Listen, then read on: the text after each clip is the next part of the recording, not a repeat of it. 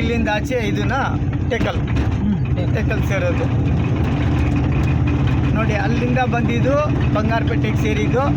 ಇದು ನಮ್ಮ ಮಾಲೂರು ತಾಲೂಕು MLA 2ನೇ ಬಾರಿ. ಅವರು ರೈತ ಮಗ ಅಂದರೆ 2ನೇ ಮಾತಿಲ್ಲ. ತುಂಬ ಶ್ರಮೆ ತಗೊಂಡು ಅವರು ಬೇಕಾದಷ್ಟು ಹೋರಾಟ ಮಾಡಿ ಸಮಸ್ಯೆಗಳಲ್ಲಿ ಸಂಘಟನೆಯಲ್ಲಿ ಅವ್ರು ಮುಂದಕ್ಕೆ ಬಂದಿದ್ದಾರೆ. ಆ ಪರಮಾತ್ಮ ಈಶ್ವರ ಸ್ವಾಮಿ ಯಾವುದೋ ಒಂದು ರೂಪದಲ್ಲಿ ತಾಯಿದು ಒಂದು ಆಶೀರ್ವಾದ, ಎಲ್ಲರೂ ಚೆನ್ನಾಗಿರಬೇಕು ಅಂದ್ಬಿಟ್ಟು ಆಸೆನಿಂದ ಬಂಗಾರಪೇಟ್ ಹಜರತ್ ಹೇಳ್ತಾ ಇರೋದು. ಈ ರಸ್ತೆ 25ನಿಂದ 30 ಅಡಿ ಮಾಡಿದ್ರೆ ತುಂಬ ಒಳ್ಳೆಯದು.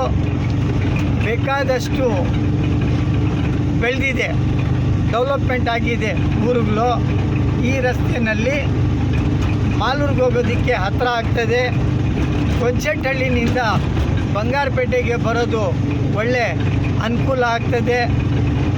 ಶಾರ್ಟೇಜ್ ಕಮ್ಮಿ ಇದರಲ್ಲಿ ಬರ್ಬೋದು ಮೈಲೇಜು, ಮತ್ತು ಬೆಂಗಳೂರಿಗೆ ಹೋಗ್ಬೋದು. ಸುಮಾರು ಅನುಕೂಲ ಆಗ್ತದೆ. ರಸ್ತೆ ಹಾಕಿದ್ದಾರೆ, ಕಮ್ಮಿ ಹಾಕಿದ್ದಾರೆ. ಇದು ಡಬಲ್ ರೋಡ್ ಮಾಡಿದ್ರೆ ತುಂಬ ಒಳ್ಳೆಯದು. ನಮ್ಮ ಮಾಜಿ 2ನೇ ಬಾರಿ ಪ್ರಧಾನಮಂತ್ರಿ ಅಟಲ್ ಬಿಹಾರಿ ವಾಜಪೇಯಿ ಅವರು ಹಳ್ಳಿನಿಂದ ಡೆಲ್ಲಿಗೆ ಹೋಗೋದಕ್ಕೆ ದಾರಿ ಇರಬೇಕು, ಕಾಶ್ಮೀರನಿಂದ ಕನ್ಯಾಕುಮಾರಿಗೆ ಹೋಗೋದಕ್ಕೆ ರಸ್ತೆ ಚೆನ್ನಾಗಿ ದುರಸ್ತಿರಬೇಕು ಅಂದ್ಬಿಟ್ಟು ಅವ್ರು ಮಾಡಿದರು ಪುಣ್ಯ. ಇವತ್ತೊಂದು ದಿವಸ ಬೇಕಾದಷ್ಟು ರಸ್ತೆಗಳು, ರೋಡ್ಗಳು, ಹೈವೇಗಳು ಎಲ್ಲ ಆಗಿದೆ. ಕಾಶ್ಮೀರನಿಂದ ನಮ್ಮ ಭಾರತ ದೇಶಕ್ಕೆ 2 ಬೆಟ್ಟೆ ಮಧ್ಯ ಬ್ರಿಡ್ಜ್ ಹಾಕೋದಕ್ಕೆ ಅವ್ರ ಕನಸಿತ್ತು. ಅದು 3ನೇ ಬಾರಿ ನಮ್ಮ ಪ್ರಧಾನಮಂತ್ರಿ ನರೇಂದ್ರ ಮೋದಿಜಿಯವರು ತಂಡ ಸೇರಿ ಮಾಡಿದ್ದಾರೆ.